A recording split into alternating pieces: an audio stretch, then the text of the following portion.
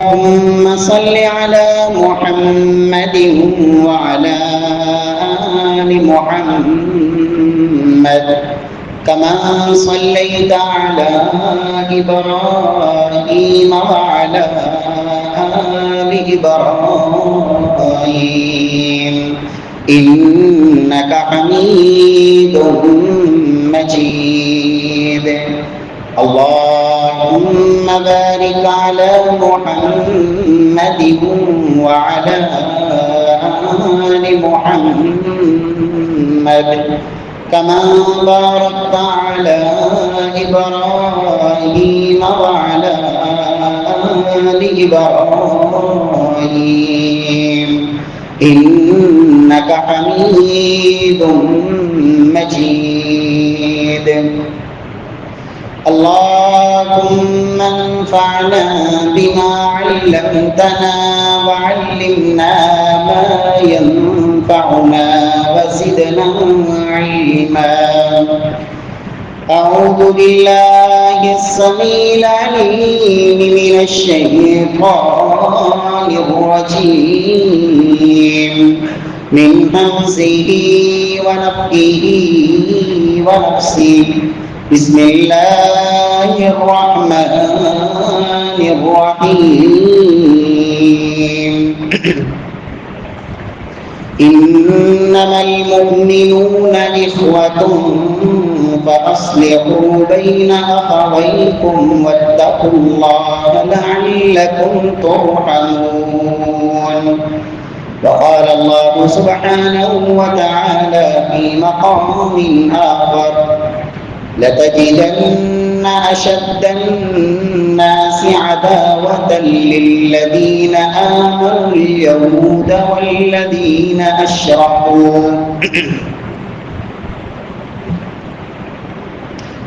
معزز سامعین کرام، محترم بھائیوں، بزرگوں، دوستوں، معززات ماؤں اور بہنوں،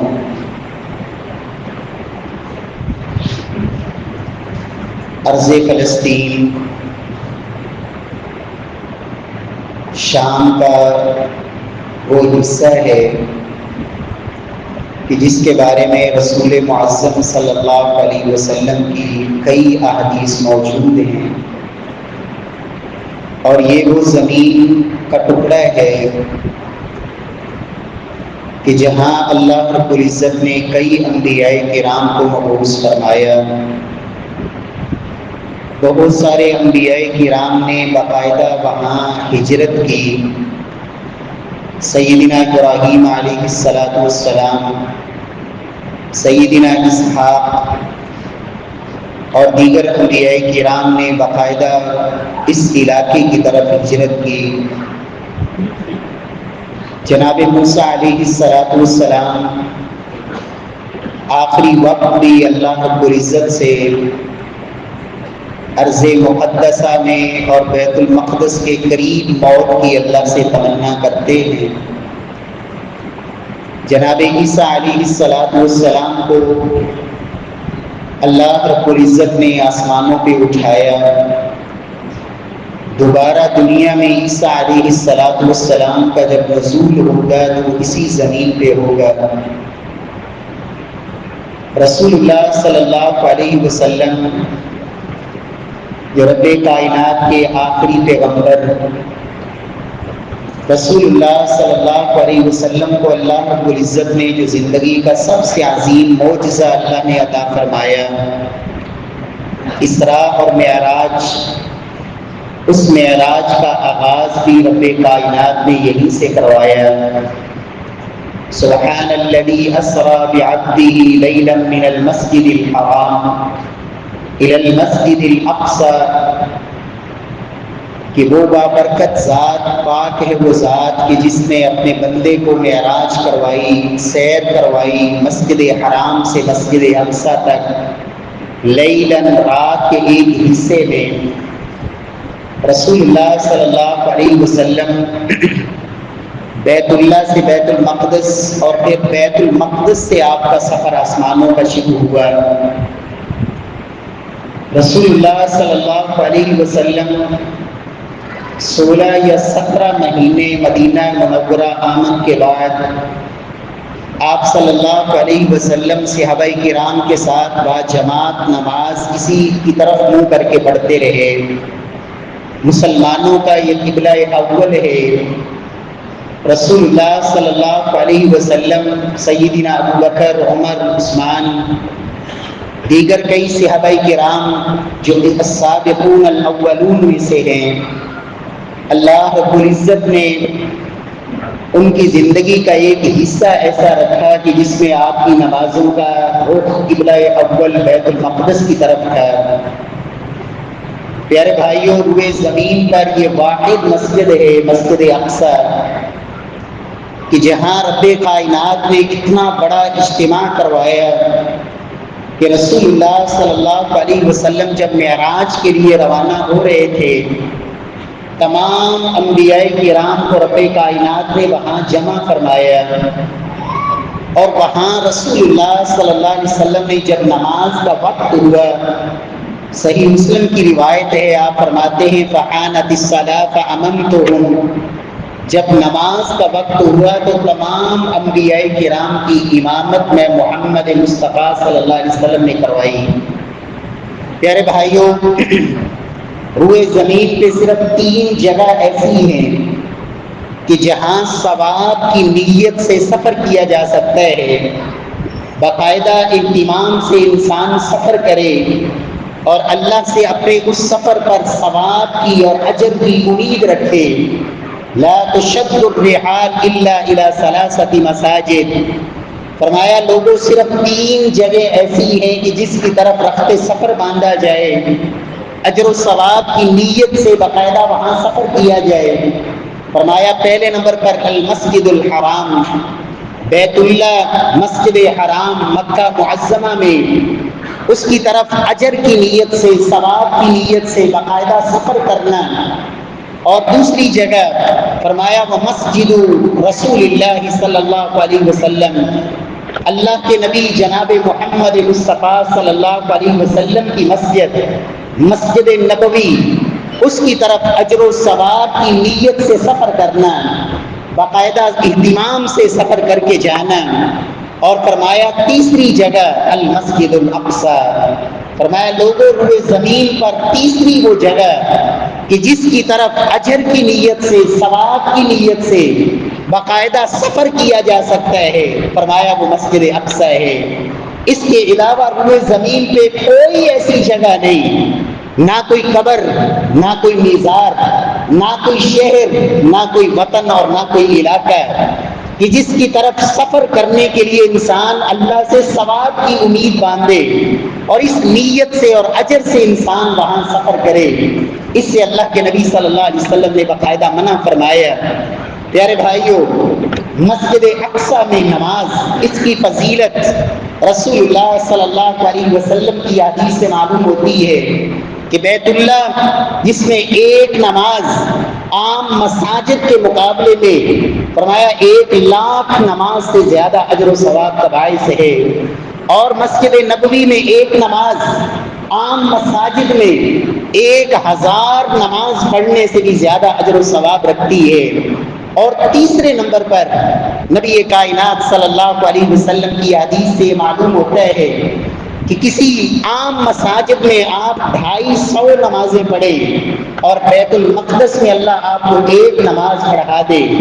تو 1 نماز عام مساجد میں 250 نمازیں پڑھنے سے زیادہ اجر رکھتی ہے۔ پیارے بھائیوں،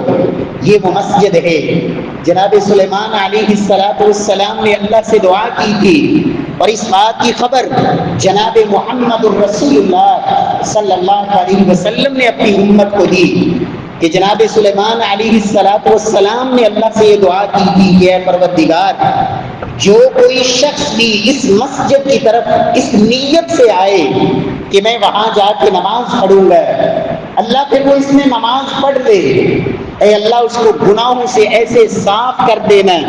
کہ یوم ولدتہ امہ، جیسے اس کی ماں نے اسے جنم دیا ہے، کہ اللہ اس کی ساری زندگی کے گناہوں کو معاف فرما دینا۔ میرے پیارے بھائیوں، یہ مسجد اقصی ایک عرصے سے اس قوم کے شکنجے میں ہے، دنیا کی سب سے لعین اور مبغوض ترین قوم جس پہ اللہ کی لعنت اور پھٹکار، اور سب سے بڑھ کر عہد شکن قوم، عہد توڑ دینے والی، وعدہ خلاف قوم، اور اللہ رب العزت کی گستاخ قوم یہودی، جو دنیا کائنات کے سب سے بدترین لوگ اور سب سے بڑے ظالم اس کائنات میں ثابت ہوئے، اللہ رب العزت کی گستاخی کرنے والے، رب کے گستاخ۔ قرآن مجید میں اللہ نے ان کی کئی گستاخیوں کا تذکرہ کیا۔ وقالت الیہود ید اللہ مغلولہ، ان ظالموں نے اپنے رب کے بارے میں یہ کہا، ان اللہ فقیر ونحن اغنیاء، اللہ تو فقیر ہے اور ہم غنی ہیں، اللہ کے ہاتھ تو بندھے ہوئے ہیں، وہ خرچ نہیں کرتا۔ اللہ رب العزت کی گستاخی کرنے والے، اللہ کے فرشتے اور رب کے فرشتوں کے سردار جناب جبریل امین کو اپنا دشمن سمجھنے والے سیدنا عبداللہ بن سلام رضی اللہ تعالی عنہ، جب نبی کائنات صلی اللہ علیہ وسلم مدینہ تشریف لائے، عبداللہ بن سلام جو اس وقت تک کبھی مسلمان نہیں تھے، اللہ کے نبی کے پاس آئے، یہودیوں کے بہت بڑے عالم تھے، اللہ کے رسول سے آ کے انہوں نے کچھ سوالات کیے۔ جو انہوں نے سوال کیے، رسول اللہ صلی اللہ علیہ وسلم نے فرمایا، مجھے ابھی جبریل امین نے ان سوالوں کے جواب بتائے ہیں۔ تو یہ لفظ سننے کے بعد عبداللہ بن سلام کہنے لگے، جن کو اللہ نے بعد میں اسلام کی توفیق سے نوازا، ذالک عدو الیہود، یہ وہ فرشتہ ہے جو یہودیوں کا دشمن ہے۔ اللہ رب العزت نے قرآن مجید کی آیت اتاری، قل من كان عدوا لجبريل فإنه نزله على قلبك بإذن الله مصدقا لما بين يديه، کہ اے پیغمبر کہہ دیجئے، جو شخص جبریل کو سمجھتا ہے کہ وہ ہمارا دشمن ہے، جبریل تو وہ اللہ کا فرشتہ ہے کہ جس نے قرآن مجید کو، اس کتاب عظیم کو رب کے حکم سے آپ کے سینہ اطہر پہ اتارا ہے، جو اللہ کی طرف سے ہدایت بھی ہے، خوشخبری اور بشارت بھی ہے۔ قل من کان عدوا لجبریل، فرمایا جو اللہ کا، جو فرشتوں کا دشمن ہے، حقیقت میں وہ اللہ کا بھی دشمن ہے، جبریل کا بھی دشمن، میکائیل کا بھی دشمن، وہ صرف انہی کا دشمن نہیں بلکہ وہ اللہ کے رسولوں کا بھی دشمن ہے۔ اور تاریخ اس بات کے بے شاہد ہے کہ یہودی وہ بدترین قوم ہے کہ جنہوں نے عام انسان تو دور کی بات، یقتلون الانبیاء، جنہوں نے اللہ کے نبیوں کو بھی شہید کیا، اللہ کے نبیوں کے جسموں کو دو حصوں میں تقسیم کیا، اللہ کے نبیوں کو شہید کیا۔ سیدنا عیسیٰ علیہ السلام کو شہید کرنے کے درپے ہوئے اور اپنے فہم و گمان کے مطابق انہوں نے شہید کر بھی دیا، لیکن اللہ رب العزت نے انہیں زندہ آسمانوں پہ اٹھا دیا۔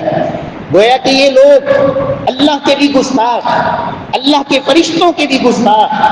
اور اللہ کے نبیوں کے بھی دشمن۔ آپ اندازہ لگائیں دیگر انبیاء کرام کے حوالے سے ان کا رویہ کیا ہوگا، اپنے وہ پیغمبر جن پر یہ ایمان لائے، جناب موسیٰ علیہ السلام، ان کے ساتھ ان ظالموں کا رویہ کیا رہا۔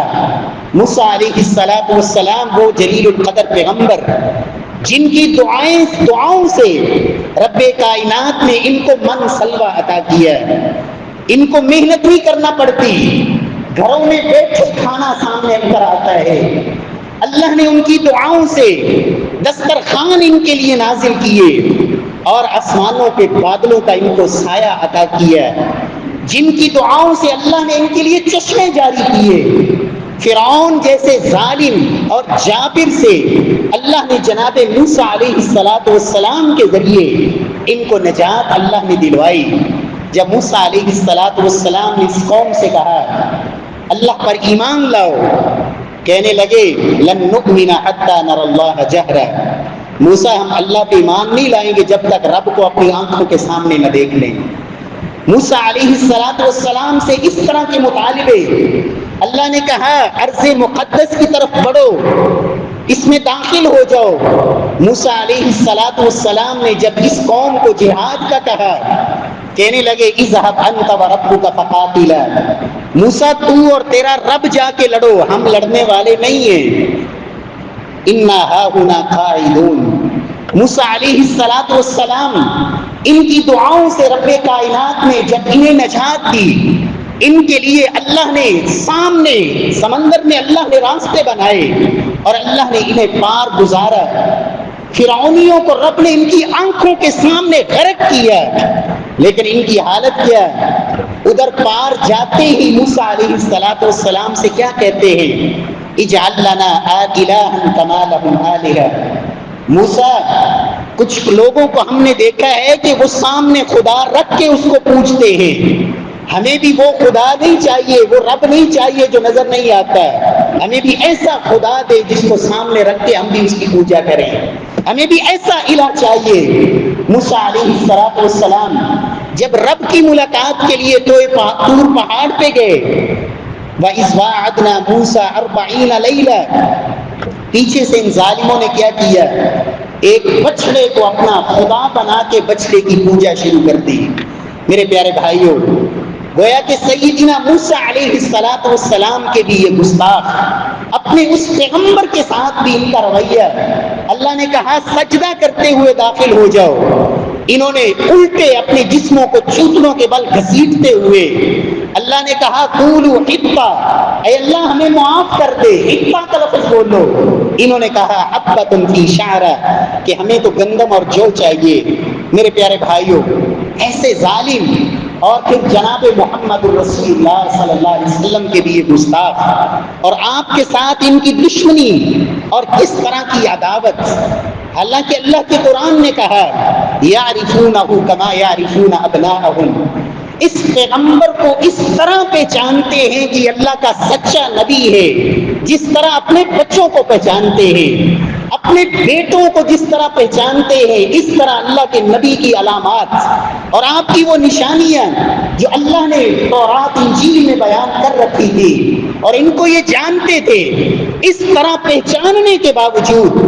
دشمنی کا عالم یہ تھا کہ رسول اللہ صلی اللہ علیہ وسلم کے ساتھ ہمیشہ انہوں نے کس طرح کی عداوت اختیار کی۔ اللہ کے نبی صلی اللہ علیہ وسلم کو زہر دینے کی کوشش کی، ایسی بکری اس کا گوشت بنایا ذبح کر کے اور اس میں زہر شامل کی۔ رسول اللہ صلی اللہ علیہ وسلم نے جب اس کا ایک نوالا اٹھایا، اللہ رب العزت کی طرف سے آپ کو خبر دے دی گئی،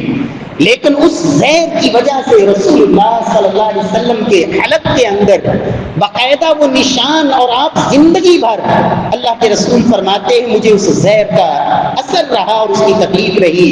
حتیٰ کہ آخری وقت جب اللہ کے رسول دنیا سے جا رہے تھے، آپ فرماتے ہیں عائشہ اب اس زہر کی وجہ سے جو خیبر میں مجھے یہودیوں کی طرف سے دیا گیا، اب اس زہر کی وجہ سے مجھے ایسے لگتا ہے کہ میری رگ کٹ رہی ہے۔ گویا کہ نبی صلی اللہ علیہ وسلم، آپ صلی اللہ علیہ وسلم کو ان ظالموں نے زہر دیا،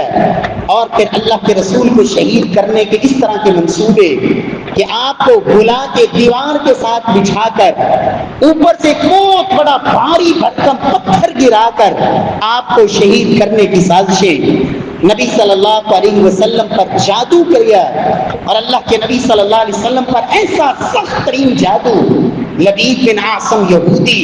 اللہ رب العزت نے آپ کو بذریعہ وحی اس کے بارے میں بتایا، آپ نے باقاعدہ کنویں سے جا کر اس جادو کو نکالا، اور اللہ رب العزت نے یہ معوذتین اس کے علاج کے لیے اتاری۔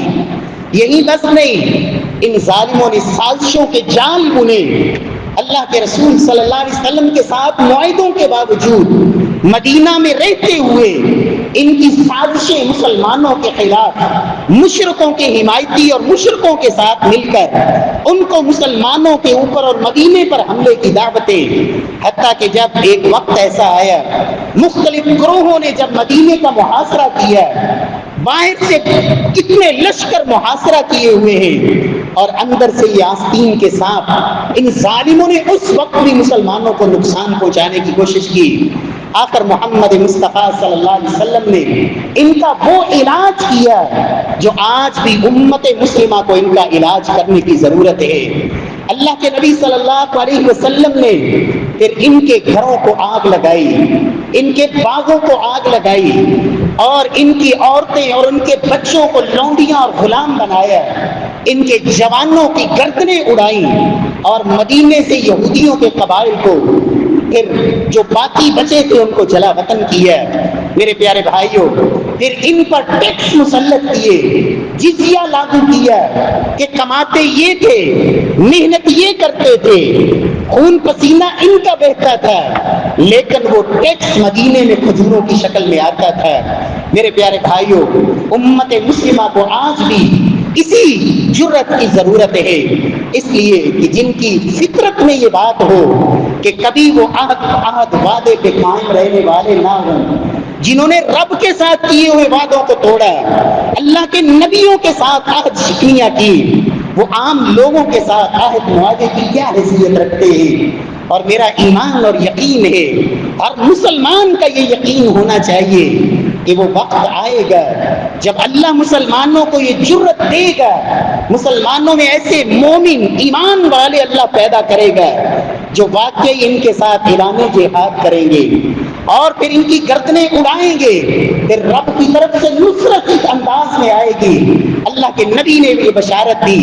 کہ ایک وقت آئے گا کہ پتھر بھی بول کے کہے گا تعال یا مسلم، درخت بھی آواز دے گا کہ اے مسلمان ادھر آ میرے پاس، یہ میرے پیچھے یہودی چھپ کے بیٹھا ہے، اس کی گردن اڑا۔ میرے پیارے بھائیوں، اللہ رب العزت مسلمانوں کو اللہ ایسی جرأت اور غیرت نصیب فرمائے۔ پیارے بھائیوں، ہمارے وہ مظلوم مسلمان بھائی، فلسطین میں بسنے والے وہ مٹھی بھر اور نہتے مسلمان، ان کے اوپر جو ظلم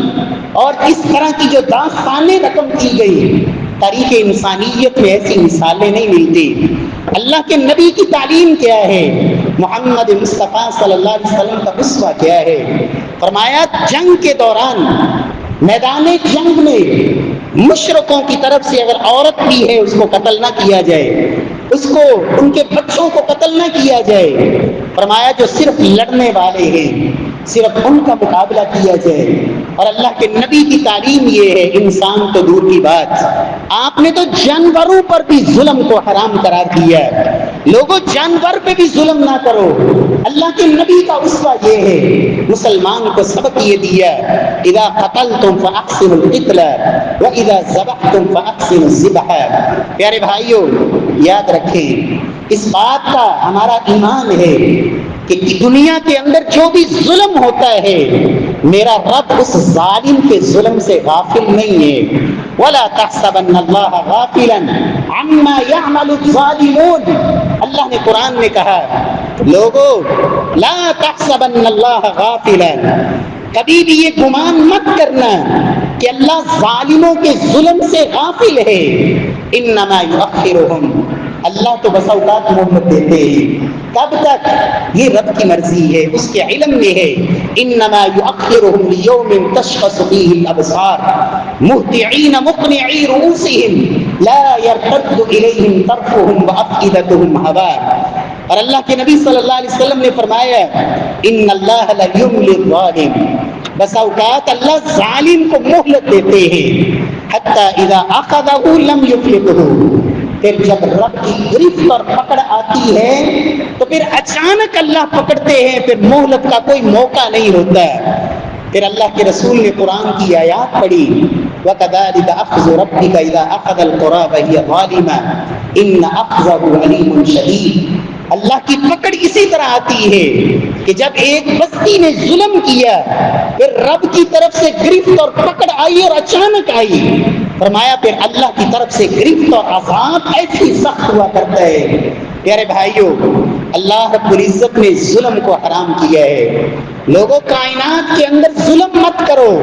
انی حرمت الظلم علی نفسی وجعلتہ بینکم محرما فلا تظالموا۔ حدیث قدسی ہے،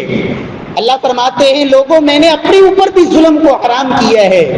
فلا تظالموا، تم بھی ظلم مت کرو،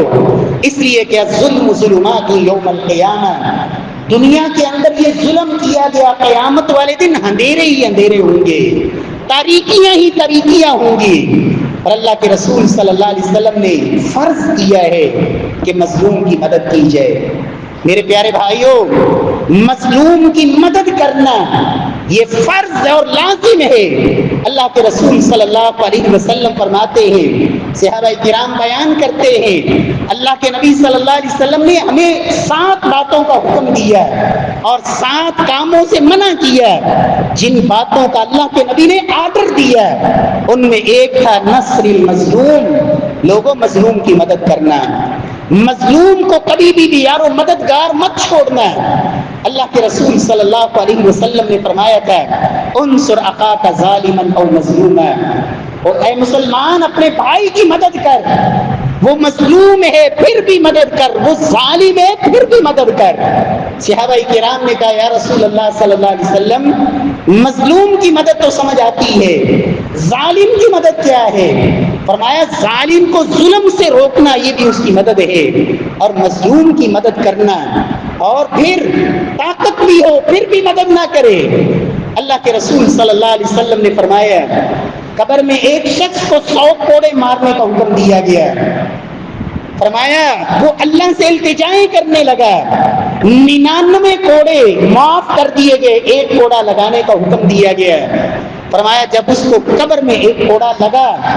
فَانْطَلَعَ قَبْرُهُ نَارًا،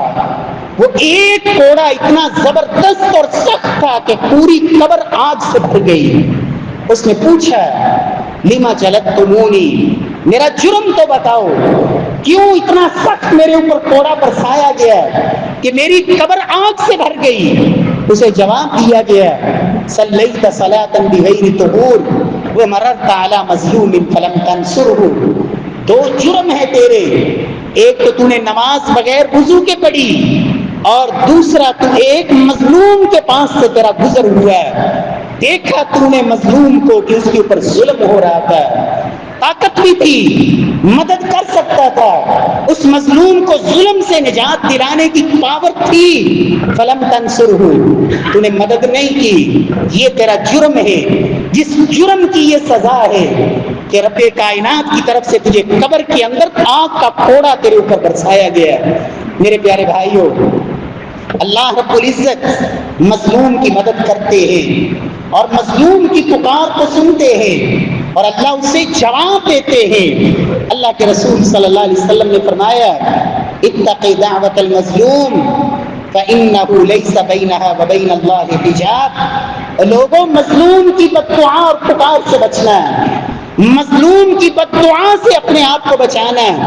اس لیے کہ مظلوم کی بددعا اور رب کے عرش کے درمیان کوئی رکاوٹ نہیں، براہ راست رب کے عرش تک جاتی ہے، اور اللہ جواب دیتے ہیں، لَأَنْصُرَنَّكِ وَلَوْ بَعْدَ حِينٍ، میں تیری ضرور مدد کروں گا چاہے کچھ وقت کے بعد ہی۔ میرے پیارے بھائیوں، میں اور آپ اگر اللہ نے طاقت دی، قوت دی، مسلمان حکمرانوں کو اللہ نے پاور دی اور طاقت دی، میرے پیارے بھائیوں، ایسے تاریخ کے اندر واقعات موجود ہیں جب مسلمان حکمران تھے اور جن کے اندر ایمان تھا اور غیرت تھی، ان یہودیوں سے اور ان ظالموں سے انتقام لیے گئے۔ مدینہ طیبہ کے اندر ایک یہودی نے ایک مسلمان لڑکی کے سر کو 2 پتھروں میں کچل دیا۔ اللہ کے نبی صلی اللہ علیہ وسلم کو پتہ چلا، آپ صلی اللہ علیہ وسلم کے سامنے اس لڑکی کو اٹھا کے لایا گیا، ابھی اس کی سانسیں چل رہی تھی، اس سے سوال کیا گیا، تیرے ساتھ یہ ظلم کس نے کیا؟ فلاں نے کیا، فلاں نے کیا، نام لیے گئے۔ جب ایک یہودی کا نام لیا گیا، اس نے صرف سر سے اشارہ کیا کہ ہاں میرے اوپر یہ ظلم اس یہودی نے کیا ہے۔ اللہ کے نبی صلی اللہ علیہ وسلم نے حکم دیا، اس یہودی ظالم کو پکڑ کے لایا گیا، اور ایک نوجوان بچی کے اوپر ظلم کرنے والا امت مسلمہ کے اور مسلمان حکمران، مدینہ طیبہ کے حکمران، ریاست اسلامی کے حکمران محمد مصطفیٰ صلی اللہ علیہ وسلم نے فیصلہ دیا کہ جس طرح اس یہودی نے اس مسلمان بچی کے سر کو کچلا ہے، اسی طرح ایک پتھر نیچے رکھا جائے، اس کے اوپر اس یہودی کے سر کو رکھا جائے، اور دوسرے پتھر کے ساتھ اس کے سر کو بھی اسی طرح کچل دیا جائے۔ یہ بدلہ دلوایا محمد مصطفیٰ صلی اللہ علیہ وسلم نے کہ مسلمان کا خون ایسے بیکار اور رائگاں نہیں ہوتا ہے، اس کی قدر ہے۔ اس کی ویلیو ہے. اللہ کے ہاں ایک مسلمان کی عزت بیت اللہ سے بڑھ کر ہے. اللہ رب العزت کے ہاں ایک مسلمان کے قتل کی ناحق قتل میں اگر پورے شہر کے لوگ شامل ہو جائیں، اللہ کے نبی نے کہا تھا اگر پورے اہل صنعاء ایک مسلمان اور مومن کے ناحق قتل میں شریک ہو جائیں، اللہ سب کو جہنم میں ڈال دے گا. یہ رب کے ہاں ویلیو ہے. اور جب مسلمان حکمرانوں کو بھی اس بات کا احساس تھا، آپ کے اسی ہندوستان کے اندر راجہ دہر اس ظالم نے جب ایک مسلمانوں کے قافلے کو لوٹا، مسلمان عورتوں کو قیدی بنایا، یہ واقعہ ہوا تھا ہندوستان اور سندھ کے اندر. جب یہ خبر مسلمانوں کے اس وقت کے حکمران ارض حجاز میں اس وقت جب حجاج بن یوسف تک پہنچی، اس نے اپنے بھتیجے محمد بن قاسم کو کمانڈ دی اور فوج وہاں سے روانہ کی کہ مسلمان عورتوں پہ ظلم، مسلمان عورتوں کو قیدی بنا دیا گیا. وہاں سے ان کی مدد اور نصرت کے لیے وہاں سے محمد بن قاسم چلا مسلمانوں کی فوج اور لشکر لے کر. اور اس نے یہ نہیں کہا کہ بس ہمارا علاقہ تو محفوظ ہے، ہم تو اپنی چار دیواری اور یہاں یہ جو ایک زمین کا تھوڑا سا ٹکڑا ہے ہمیں کیا غرض ہے. وہاں سے محمد بن قاسم چلا تھا اور اس نے آ کے اس راجہ دہر کو آواز دی، پھر اس ظالم کو سمندر میں برد کیا، ڈبویا اور غرق کیا، اور مسلمان ان عورتوں کی نصرت اور مدد کی. اللہ نے اسی برکت سے یہاں ہندوستان کے اندر پھر اسلام کو غالب کیا. آج یہ کرنے اسلام کی وہی آغاز تھا. میرے پیارے بھائیوں، آج فلسطین کی ماؤں، بہنوں، بیٹیوں نے، وہاں کے بچوں نے امت مسلمہ کو پکارا، مسلمان حکمرانوں کو پکارا، مسلمان نوجوانوں کو پکارا اور آوازیں دے دے کے پکارا. لیکن مسلمان کس قدر خاموش تماشائی بن کے ان کو کٹتا دیکھ کے، اور اللہ کی قسم ان کی لاشیں ایسے آسمان میں اچھل رہی ان طوفانوں کے ساتھ کہ جس طرح ہوا میں پتنگے اڑتے ہیں، اور ان کی اللہ اکبر کی صدائیں مسجد سے آواز اذان کی اللہ اکبر کی گونجتی ہے، اور ادھر اس مسجد کو بم سے اور دھماکے سے اڑا دیا جاتا ہے، خاموش کروائی جا رہی ہے، ان کی نسل کشی کی جا رہی ہے، اور ان کو صفحہ ہستی سے مٹایا جا رہا ہے. پیارے بھائیوں، ایک وقت تھا جب ایک مسلمان بیٹی کے چہرے پر ایک رومی نے تھپڑ مارا تھا، اور رومی نے جب اس نوجوان بیٹی کے چہرے پہ تھپڑ مارا، اس مسلمان بیٹی نے روم کے اندر، اموریا کے اندر، اس قلعے کے اندر اس کی زبان سے نکلا تھا واہ معتصمان، معتصم باللہ، اس وقت مسلمانوں کا خلیفہ تھا. اس نے آواز دی واہ معتصمان، اور معتصم مسلمانوں کے خلیفہ کہاں ہے تو؟ اس رومی نے مذاق اڑایا، کہاں تیرا یہ خلیفہ آئے گا، کیسے تیری مدد کو آئے گا. قیدی کیا اس نوجوان بیٹیوں کو. جب معتصم باللہ اس کو جب یہ خبر پہنچی، نیند اڑ گئی، دن کا آرام ختم کر دیا، لشکر کو تیاری کا حکم دیا، اور وہاں سے پھر وہ چلا ہزاروں میلوں کا سفر طے کر کے. یہ نہیں کہا کہ اموریا سفر زیادہ ہے، اموریا کہاں ہے، کہاں روم اور ایک بچی کی آواز، کہا مسلمان بیٹی نے پکارا ہے. وہاں سے پھر وہ معتصم چلا اور اسی قلعے کا آ کے محاصرہ کیا. اور پھر جب انہوں نے محسوس کیا مسلمانوں کی قوت اور طاقت، اور ان ظالموں نے، رومیوں نے اپنی بے بسی کو جانا، شکست تسلیم کی، ہتھیار ڈالے، پھر اسی شخص کو لایا گیا معتصم باللہ کے سامنے جس نے مسلمان بیٹی کے چہرے پہ تھپڑ مارا تھا، اور اسی بیٹی کو لایا گیا اور کہا اب اس سے پوچھ کہ معتصم آیا یا نہیں آیا. یہ جب غیرت تھی اور ایمان تھا. میرے پیارے بھائیوں، اللہ رب العزت مظلوم مسلمان بھائیوں کی مدد کے لیے اور ان بہنوں بیٹیوں کی مدد کے لیے اللہ ہمیں ایسی قیادت نصیب فرمائے، اللہ ایسے لیڈر اور قائد نصیب فرمائے، امت مسلمہ میں اللہ ایسی غیرت اور جذبہ ایمانی پیدا فرمائے. میرے پیارے بھائیوں، لوگ کہتے ہیں کہ رب کی مدد کیوں نہیں آتی؟ میرے رب کی مدد آیا کرتی ہے، لیکن رب کی مدد آنے کے لیے کچھ قوانین ہیں، کچھ اصول ہیں۔ اللہ کے رسول نے کہا تھا مسلمانوں، سنن نسائی کی روایت، انما ینصر اللہ انما ینصر هذه الامه بضعیفها بدعوتهم وصلاتهم۔ اللہ کے نبی صلی اللہ علیہ وسلم نے فرمایا تھا اللہ اس امت کی مدد کرتے ہیں ضعیف اور کمزور لوگوں کی دعاؤں کے ساتھ۔ جو کمزور ہوتے ہیں وہ دعائیں کرتے ہیں، لیکن جو طاقتور ہوتے ہیں وہ عملی اقدام کیا کرتے ہیں۔ فرمایا اور ان کے اخلاص کی وجہ سے آج امت مسلمہ کے اندر وہ اخلاص نہیں رہا۔ اللہ مدد کرتے ہیں نماز کے ساتھ، اخلاص کے ساتھ، دعا کے ساتھ، لیکن آج ہمارے اندر اخلاص کا عالم یہ ہے اگر کسی نے کچھ کیا بھی تو اس میں ہدف، شہرت، ریاکاری، نمود و نمائش، دکھلاوا۔ اور میرے پیارے بھائیوں، اللہ مخلص لوگوں کی مدد کرتے ہیں۔ اور دوسرا، اللہ رب العزت کی مدد، اس میں تاخیر کی ایک وجہ دین سے دوری بھی ہوا کرتی ہے۔ جب لوگ دین کو چھوڑ دیتے ہیں، جب لوگ دین سے دور ہٹتے ہیں، پھر اللہ مدد نہیں کرتے۔ فرمایا ان تنصروا اللہ ینصرکم، تم اللہ کی مدد کرو گے تو اللہ تمہاری مدد کرے گا۔ اور اللہ کی مدد کیا ہے؟ الذین ان مکناہم فی الارض اقاموا الصلاۃ وآتوا الزکاۃ وامروا بالمعروف ونہوا عن المنکر۔ لوگوں، جب اللہ تمہیں کوئی ٹکڑا دے، کوئی خطہ دے، کوئی زمین کا حصہ دے، وہاں اللہ کی زمین پہ رب کا قانون کا نفاذ ہو، اللہ کی حدود کا نفاذ ہو، وہاں نماز زکوٰۃ کا نظام ہو، وہاں لوگوں کو برائیوں سے روکا جائے،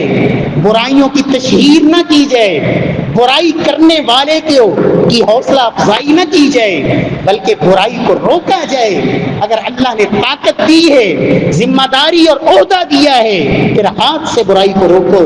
زبان سے روکو، وگرنہ دل میں برائی کو برا جانو اور برائی سے منع کرنا اور نیکی کا حکم دینا۔ اور میرے پیارے بھائیوں، ایک مدد اور نصرت میں تاخیر کی ایک وجہ یہ بھی ہے، اللہ نے قرآن میں کہا تھا ایمان والو اللہ اور اس کے رسول کی اطاعت کرو، وَلَا تَنَازَعُوا فَتَفْشَلُوا وَتَذْهَبَ رِيحُكُمْ، آپس میں مت بٹو، آپس میں اختلافات کو چھوڑ دو۔ اگر آپس میں اختلاف کرو گے تذهب ريحكم، تمہاری قوت بکھر جائے گی۔ آج مسلمان ان کو اپنی اپنے عہدہ اور اپنی اپنی کرسی کی فکر، مسلمان اتفاق اور اتحاد نہ رہا۔ اللہ کے نبی صلی اللہ علیہ وسلم نے کہا تھا لوگوں، ایک وقت آئے گا کہ لوگ تمہارے اوپر اس طرح ٹوٹ پڑیں گے جس طرح بھوکے کھانے کے اوپر ٹوٹ پڑتے ہیں۔ صحابہ نے پوچھا یا رسول اللہ مسلمانوں کی تعداد تھوڑی ہوگی؟ فرمایا نہیں، جرم کیا ہوگا؟ حب الدنیا و کراہیت الموت، تمہیں دنیا بڑی محبوب اور دنیا عزیز ہوگی، موت کو ناپسند کرو گے۔ میرے پیارے بھائیوں، اللہ کے رسول صلی اللہ علیہ وسلم نے فرمایا تھا لوگوں، جب تم تجارت کو ترجیح دو گے، تجارت، معیشت، اس کو مقدم کرو گے، اذا تبایعتم بالعینہ واخذتم اذناب البقر ورضیتم بالزر وترکتم الجہاد، فرمایا جب تم تجارت، بیع، زراعت، ان چیزوں میں مشغول ہو جاؤ گے اور جہاد فی سبیل اللہ کو ترک کر دو گے، پھر سلط اللہ علیکم عدوا من غیرکم، پھر اللہ مسلمانوں کے اوپر دشمنوں کو مسلط کرے گا۔ میرے پیارے بھائیوں، آج بھی ضرورت ہے کہ مسلمان حکمران جہاد فی سبیل اللہ، جس کا مقصد یہ ہے اللہ کے کلمے کو غالب کرنا، رب کی زمین پر اللہ کا نام سب سے اونچا کرنا، اللہ کی زمین پر اللہ کے کلمے کو سب سے بلند کرنا، اس لیے کہ الا ان الارض للہ، ساری کی ساری زمین میرے اللہ کی ہے، یورثها من یشاء من عبادہ، اللہ کی زمین پر اللہ کے نام کو اونچا کرنے کے لیے، اعلاء کلمات اللہ کے لیے جہاد، اور اسی طرح اپنے مظلوم مسلمان بھائیوں کی مدد اور نصرت کے لیے اور ان کو ظالموں کے شکنجے سے نکالنے کے لیے۔ پیارے بھائیوں، اللہ رب العزت سے دعا ہے خالق ارض و سماء ہمیں بھی توفیق دے، جو ہم کر سکتے ہیں اللہ رب العزت سے دعائیں بھی کریں، مالی طور پر بھی جو مدد کر سکتے ہیں کریں، اپنی آواز کو بلند کر سکتے ہیں اور اپنے حکمرانوں سے مطالبہ کر سکتے ہیں کہ اللہ کے دین کے غلبے کے لیے، مظلوموں کی مدد کے لیے جہاد کا اعلان کریں، جہاد فی سبیل اللہ، اور پھر ان کے لیے تیاری بھی۔ اللہ رب العزت کا جو حکم ہے، اللہ رب العزت ہمارے ان مظلوم مسلمان بھائیوں کی اللہ مدد فرمائے، ان کو ظلم کی اس چکی سے اللہ نجات نصیب فرمائے، اور رب کائنات اس امتحان میں اللہ ہم سب کو بھی سرخروب فرمائے، اور اللہ ہمارے اس کمزور ایمان کی وجہ سے اللہ ہماری گرفت نہ فرمائے، وگرنہ اللہ کا نظام کیا ہے، واتقوا فتنة لا تصیبن الذین ظلموا منکم خاصہ۔ لوگوں اللہ کی اس آزمائش سے ڈر جاؤ، جب رب کی پکڑ آتی ہے تو پھر صرف ظالموں پہ نہیں آتی، پھر وہ لوگ بھی اس گرفت میں آتے ہیں جنہوں نے کچھ نہیں کیا ہوتا ہے۔ اللہ ہمیں اس فتنے اور اس آزمائش سے اللہ ہم سب کو محفوظ فرمائے۔ واقول قولی ھذا واخر دعوانا الحمد للہ رب العالمین۔